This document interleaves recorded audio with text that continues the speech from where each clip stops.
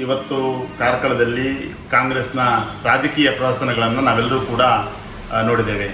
ಕಾರ್ಕಳದ ರಸ್ತೆಗಳಲ್ಲಿ ಮೆರವಣಿಗೆಯನ್ನು ಮಾಡಿ ಪ್ರತಿಭಟನೆಯನ್ನು ಮಾಡಿ ಇವತ್ತು ಶಾಸಕರ ವಿರುದ್ಧ ಪ್ರತಿಭಟನೆಯನ್ನು ಮಾಡ್ತಾ ಇದ್ದಿರುವುದನ್ನು ನಾವೆಲ್ಲರೂ ಕೂಡ ಗಮನಿಸ್ತೇವೆ. ಇವರು ಶಾಸಕರ ವಿರುದ್ಧ ಅಲ್ಲ, ರಾಜ್ಯ ಸರ್ಕಾರದ ವಿರುದ್ಧ ಪ್ರತಿಭಟನೆಯನ್ನು ಮಾಡಬೇಕಿತ್ತು. ಕಳೆದ 3 ವರ್ಷಗಳಲ್ಲಿ ರಾಜ್ಯದಲ್ಲಿ ಆಡಳಿತವನ್ನು ಮಾಡ್ತಾ ಇರುವಂತಹ ಕಾಂಗ್ರೆಸ್ ಸರ್ಕಾರ ಕಾರ್ಕಳದಲ್ಲಿ ಮಾತ್ರ ಅಲ್ಲ, ಇಡೀ ರಾಜ್ಯದಲ್ಲಿ ಒಂದೇ ₹1 ಗುಂಡಿ ಮುಚ್ಚಲಿಕ್ಕೆ ಅನುದಾನವನ್ನು ಕೊಟ್ಟಿಲ್ಲ. ದಿನ ಬೆಳಗ್ಗೆ ಇದ್ದರೆ ಪೇಪರ್ಗಳಲ್ಲಿ ನೋಡಿದರೆ ಆ ರಸ್ತೆ ಸರಿಯಿಲ್ಲ, ಈ ರಸ್ತೆ ಸರಿಯಿಲ್ಲ ಅಂತಿರುವಂಥ ವಿಚಾರಗಳು ಪತ್ರಿಕೆಯಲ್ಲಿ ಪ್ರಕಟ ಆಗ್ತಾ ಇದೆ.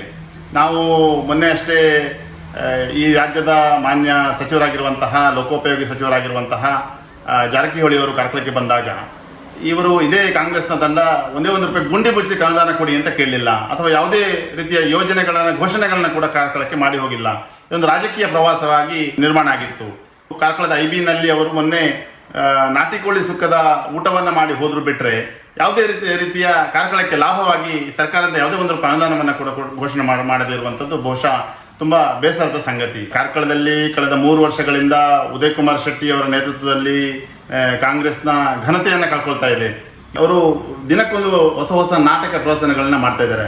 ಬಹುಶಃ ಉದಯ್ ಕುಮಾರ್ ಶೆಟ್ಟಿ ಅವರು ಈ ಥರ ರಾಜಕೀಯ ನಾಟಕಗಳನ್ನ ಮಾಡೋದಕ್ಕಿಂತ ಯಾವುದಾದ್ರೂ ಒಂದು ನಾಟಕ ತಂಡವನ್ನು ಕಟ್ಕೊಂಡಿದ್ರೆ ಅವರ ಫಾಲೋವರ್ಸ್ಗಳು ಇನ್ನಷ್ಟು ಜಾಸ್ತಿ ಆಗ್ಬೋದು ಅಂತೇಳಿ ನಾನು ಭಾವಿಸ್ತೇನೆ.